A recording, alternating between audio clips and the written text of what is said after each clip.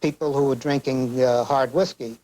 But this isn't something that is unique to that period. I think this is done more so today than ever before. Finally, let's take a look at the 10-tray advertising. Eat only Union bread bearing the Union label. It's a word. Well, I don't know whether people recall when I was a kid and my mother used to send me out for a loaf of bread in the bakery. Every loaf of bread had a little Union label on the top of the dry bread. I don't know whether people remember that. But this was the only the only time I've seen union advertising. Of course, they may have done more, but to see a union advertising anything is unique.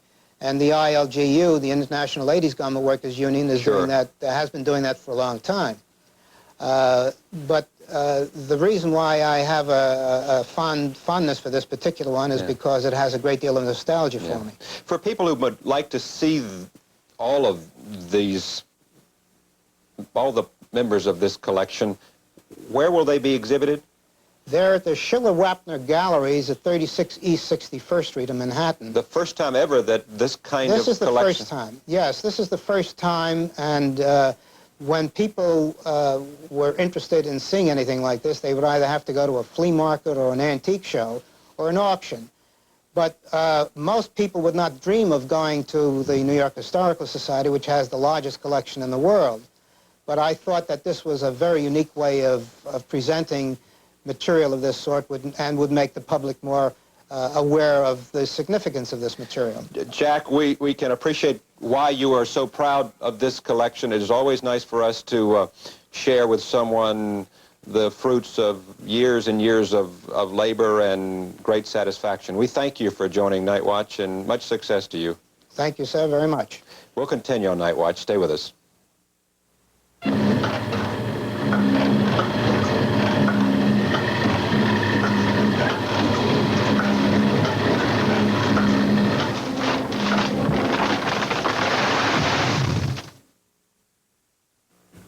If you're in business and serious about it, where can you get all the business news you need these days? In a daily newspaper? Even in the best, you get only a section of business news. That's too little. In business magazines, well, if you have to wait a week to read the news, maybe it's not news anymore. Too late. Too little, too late. There's one publication that gives you all the business news you need when you need it, the Wall Street Journal. Every business day in the Journal, the world's largest staff of business news experts reports anything happening anywhere that can affect business, your company, your career, in depth, in detail, in time for you to use it. If you're serious about business, too little, too late isn't good enough. You need the Wall Street Journal. Get all the business news you need when you need it. Get the Wall Street Journal delivered for 6 months for $53. Phone toll-free 800-228-6260. That's 6 months, $53. Delivered every business day. Phone 800-228-6260. Subscribe now. A special announcement from Colonial Penn for 25 million people on Medicare. Mr. Ed McMahon. Do you remember the booklet you received when you enrolled in Medicare? That booklet told you what Medicare pays for and what you are expected to pay. Now you can call for another free booklet about a Medicare supplement that may save you thousands of dollars. As you know, Medicare does not pay for all of your health care costs. Who pays the difference that Medicare doesn't? You do. Unless you have a Medicare supplement that helps you pay for what Medicare does not. This Medicare supplement booklet from Colonial Penn tells you how to get this protection, and it will be sent to you free if you call for it now. Here's the number. If you are age 65 or over on Medicare, call 800-453-4900. Call free 800-453-4900. We have a story for you this morning that may well prompt the question, why is this man still living? A window washer working on an Atlanta hotel fell 24 stories to the pavement Sunday, landing on his feet, or so they surmise at the hospital. The 38-year-old man is in poor but stable condition with a number of injuries, including broken feet, ankles, and legs. Well, anything was fair game on April Fool's Day, and that included the very proper newspapers of London. The Sunday Times told its readers about a computerized bus line that runs without drivers and an updated dictionary that scoffs at the rules of grammar. The The London Observer fooled its readers with a front-page expose about hardcore sex films on British TV and a new camera that photographs people through their clothes and down to their bare skin. Oh, yes, nothing like that dry British wit. And now for something distinctly American. They're round like donuts, but as chewy as saltwater taffy. They're more than food, they're part of some people's lifestyles. They are, of course, bagels, and as Charles Osgood reports, the bagel is breaking some new ground. A bagel? What's a bagel? What's a bagel? A bagel, according to Webster, is a ring-shaped pastry, a hard bread roll made of yeast dough twisted into a donut-like shape. In New York, Chicago, or Los Angeles, and several other places in this country, everybody knows about bagels. But until 2 years ago, when Joel Nania moved out here to Spokane and went into the bagel business, nobody knew about them in these parts. His calendar maker couldn't even spell bagel right. Out here, bagels are such a new thing that a lot of people have never ever heard of them before. You can give them a sample in the grocery store and they will have never tasted a bagel before in their lives. From now on, there'll be no excuse for anybody growing up in Spokane not to know about bagels. Even infants figure out in a matter of seconds that what you're supposed to do with a bagel is put it in your mouth. Bagels make excellent teething rings. Joel has a slightly bizarre bagel man costume he uses to attract attention. It's hard to ignore somebody in a getup like that. In the grocery stores, we get a lot of hugs. Kids really think the Bagel Man's neat, and we're going to be producing some Bagel Man dolls. A bagel is the way it is because the dough is the way it is. You can slice it as it comes out of the mixer, and a lump of bagel dough of the proper consistency will go thud when you place it on the table. That seems to be a proper consistency. A bagel of the right consistency will attract a broad constituency. Well, we sell them to just about every walk of life. You'd be surprised we get cowboys that come in, cowboys and Indians and older people and younger people, and really just about every walk of life. Some of Joel's bagel customers are pretty odd ducks, though, he must admit. To be sure his bagels are fresh, Joel takes back about 500 a day from the store shelves and feeds them to the ducks in Riverfront Park. And the ducks seem to be thriving. The duck population is increasing.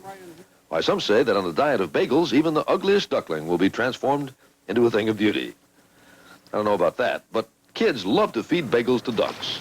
This one did so too enthusiastically and had to be fished out of the water himself, however. But only in America do ducks feast on bagels. Next thing you know, they'll be asking for lox and cream cheese. Auto accidents often cause more injury to your body than just broken bones and cuts. The Downtown Accident Clinic specializes in the treatment of accident victims who may have spine or nerve injuries, injuries to the lower back or neck. Our professional staff is ready to treat your problems now, before they become worse problems. Insurance often covers accident-related care, and your first consultation's free. The Downtown Accident Clinic, the place you should always go after an auto accident. Call 577-2100 for an appointment. Don't be a dummy. She said, well, I always wanted a son-in-law, but I wanted one a little younger than myself. Younger women married to older men, what's the attraction? Older men are notoriously better lovers than younger men. I was being courted, and I loved it. I'd never been courted before. I was somebody a little bit younger, a little bit different, a little sexier. Pia Sedora and others talk about their May-December relationships on Woman to Woman. Theatrical Outfit presents Rasputin, the Holy Devil, Russia, the power behind the imperial family. Rasputin, live at Theatrical Outfit. For tickets, call 872-0665. It cost almost $1 billion, took 3 years to build, and drew 5 million people in its first 6 months. It's Epcot Center, Walt Disney's greatest dream. Wednesday night, join TV5's Pam Martin for an hour at Epcot. She'll show you everything in the park, meet the people who dreamed it up and brought it off, and offer good advice on the best ways to enjoy the newest and most popular vacation destination in the country. As 5 presents Epcot, Disney's greatest dream, Wednesday night at 8 on TV5.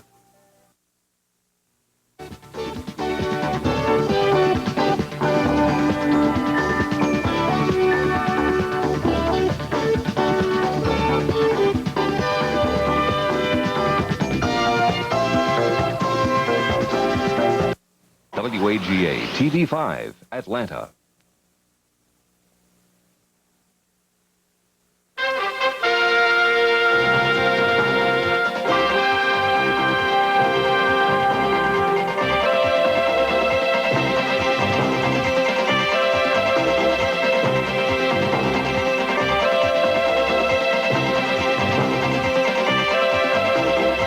Our judicial system found itself guilty last month of putting in prison an innocent man.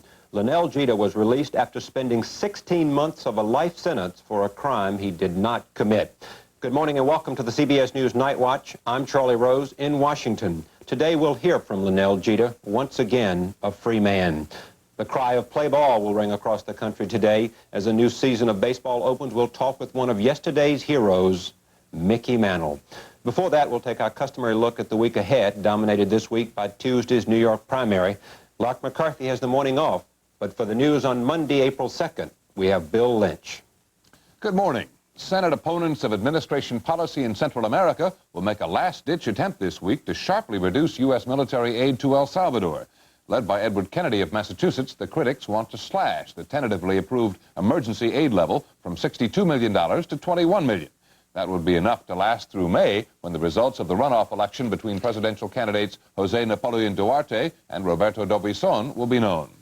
Despite a major shakeup in the Honduran armed forces, American and Honduran troops have begun a 3-month series of war games intended in part to impress Nicaragua's leftist regime with U.S. military power. Among other things, the joint exercises will involve building airstrips close to Nicaragua and El Salvador capable of handling C-130 transport planes. The latest exercises in Honduras follow close on the heels of one called Big Pine 2, which ended in February. Poland's Lech Wałęsa has again challenged the communist government, vowing there will be no concessions in the growing church-state conflict over the display of crucifixes in schools and other public buildings. John Sheehan has more on the controversy from Warsaw. What started as a minor rebellion at this rural Polish high school has escalated into a confrontation between the country's communist leadership and the Roman Catholic Church. The school of nearly 750 students in the town of Miętne has been in turmoil for more than a month, ever since the principal ordered the removal of crucifixes from the classrooms. Students who protested the ban were threatened with expulsion unless they and their parents signed a pledge of obedience recognizing the secular character of state-run schools. Poland abounds in religious symbols, not only in some public buildings and schools, but in the streets. About 90% of the population remains Catholic. The announced goal of the communist government is to erase religious symbols from all property owned by the state. The teenagers of Miętne gathered around local Bishop Jan Mazur, who went on a bread and water fast in their support. Rather than sign the government's pledge, all but a handful of students withdrew from the high school and were readily accepted at other schools. For all practical purposes, the Showplace Co-ed Agricultural High School at Miętne was out of business. Then the government struck back. Students who had documents confirming their transfers to other schools were told that their acceptances had been canceled. The religious protest resumed, but this time with the blessing of Pope John Paul II. The student rebellion now has the full backing of the church.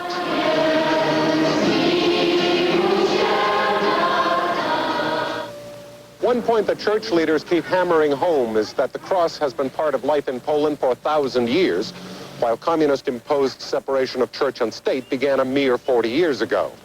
Taking up the government's challenge, the Polish bishops sent out a letter read in every church in the country, rallying Poles to defend display of the crucifix in homes, workplaces, and especially in the schools.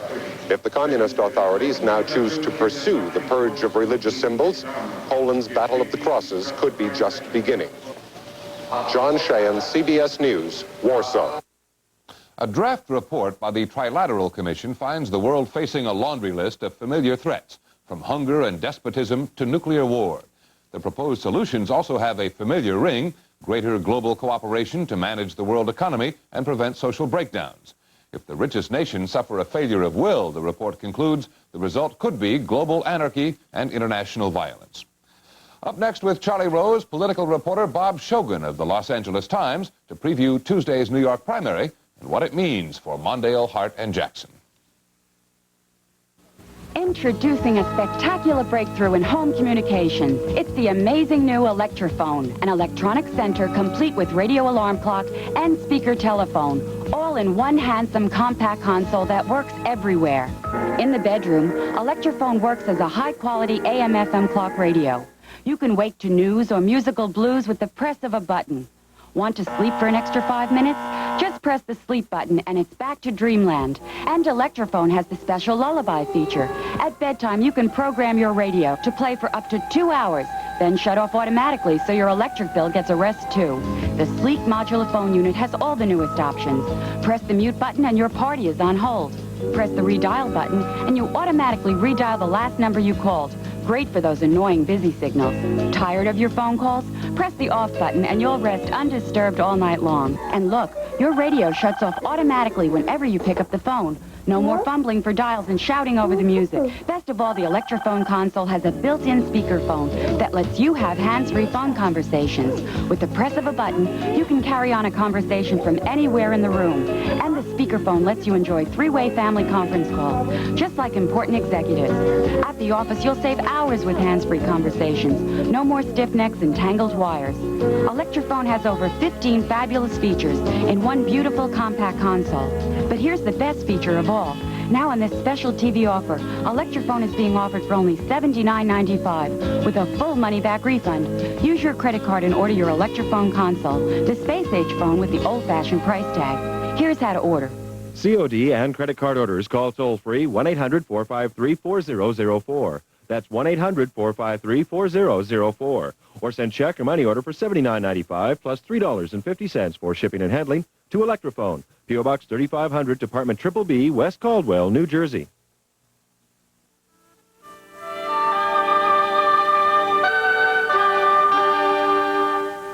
We're looking to the week ahead, the top political story, the Democratic presidential primary in New York.